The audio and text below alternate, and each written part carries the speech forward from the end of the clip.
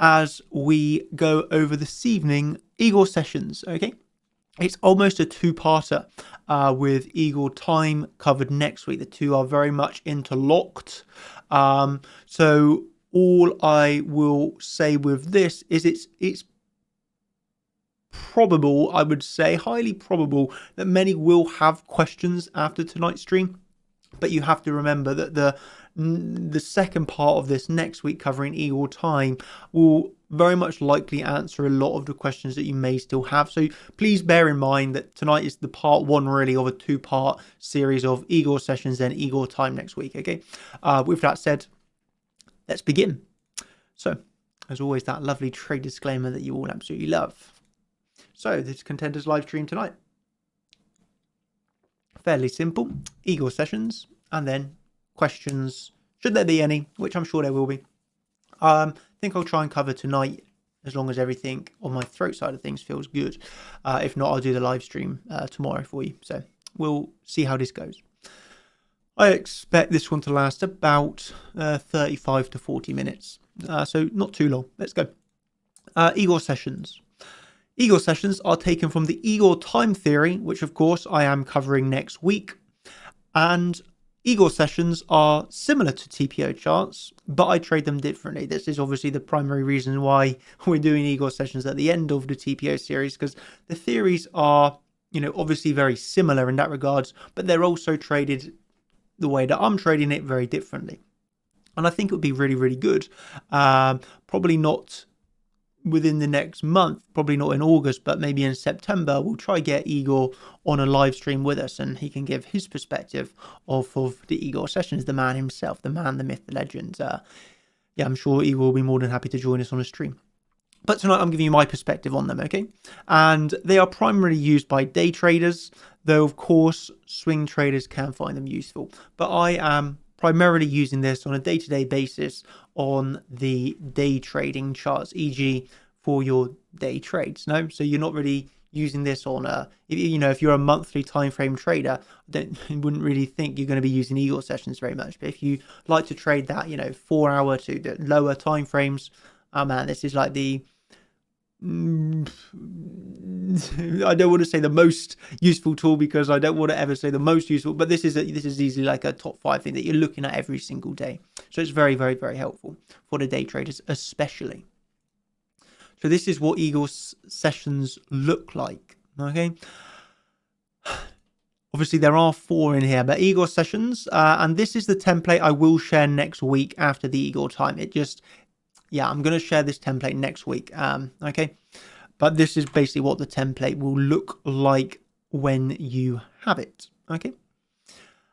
So Eagle sessions, what are they? I like to use Eagle sessions, trading Eagle sessions using the naked session point of control from the previous session. So obviously we're all familiar with naked point of controls. Now, naked point of controls are really simply like this. This is a naked point of control. It's really simply the point of control that has not been touched. And this is obviously a naked session point of control. Really simply, you obviously have 4 sessions in one day. And each session is going to have obviously a value area low, value area high, and a point of control. But these point of controls of these sessions are the primary way that I'm using this tool for the day trades, okay? So I hope that makes sense.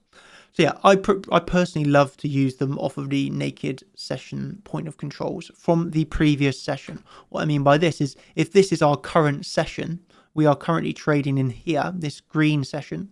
Well, the previous session point of control is really simply this one though, because if we're trading this session, this is the previous session point of control. That would be a level that 100% certainty I would be aware of, okay? Obviously, this is the session point of control high. This is the session point of control low in terms of the naked session highs and lows within the range. But this is the previous session. Remembering there is 4 a day. 1, 2, 3, 4. And this would be the previous, okay? So, so basically from my statistics from trading Eagle sessions, if you have one other strong factor of confluence with the naked session point of control from the previous session, well, I have with this an 86% win rate. So that's obviously a pretty high win rate. They offer yeah, one of the most, pretty, I don't want to say easy trades, but fairly simple trades, really, with those previous sessions naked point of controls. Okay.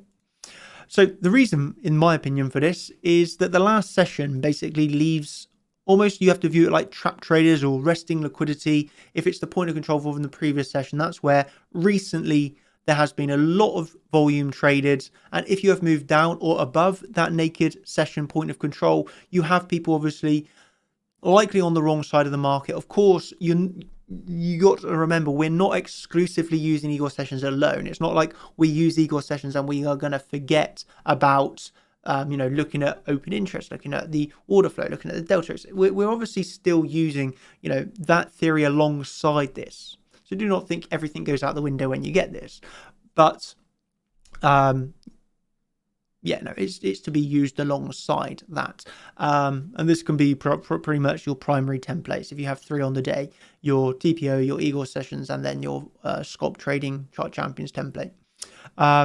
See, that's in my opinion why this really does just work so well, because it's just based off of the highest volume of the previous session. So yeah, that's in my opinion of why this works so well, and it got an extremely high win rate with this one, so it's pretty nice to share. So here we can see the naked session point of control from the last session. Okay, so really simply, this would be your current session that we're trading in. This is the naked session point of control from the previous session. And what would be, what is considered very good trade about this is because you have to think always about the confluence. We wouldn't trade this alone. So if this is alone and we had no other confluences, we would not look to trade this. But because you will have on this example a VWAP coming down in the day to line up with the previous session naked point of control.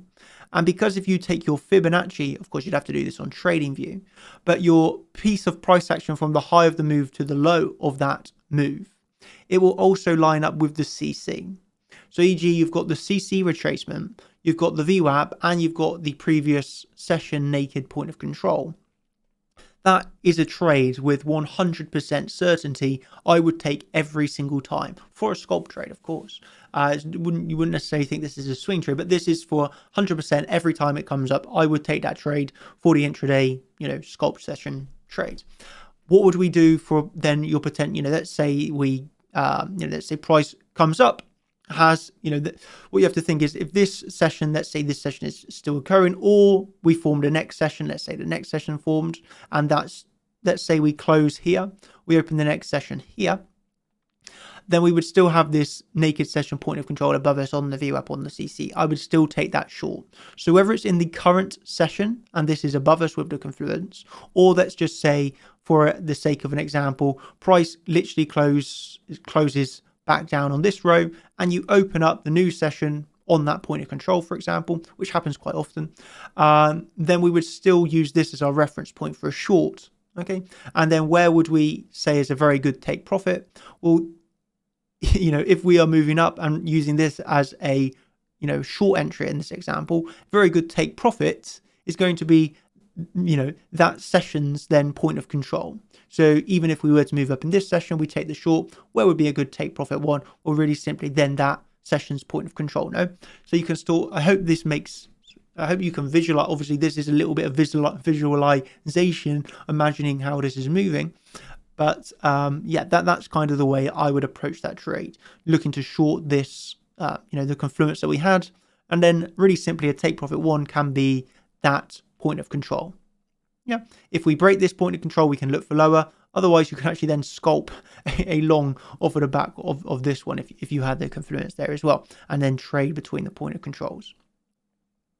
Okay, do not worry. I'm going to do a whole session dedicated to live trading with this, because it is a theory that you do want to see me do it live. I feel that would be very beneficial. So just bear that in mind as well. I do have a live session planned for this as well. So Igor sessions can be used on the high term time frame in the same way we trade naked point of controls on the daily.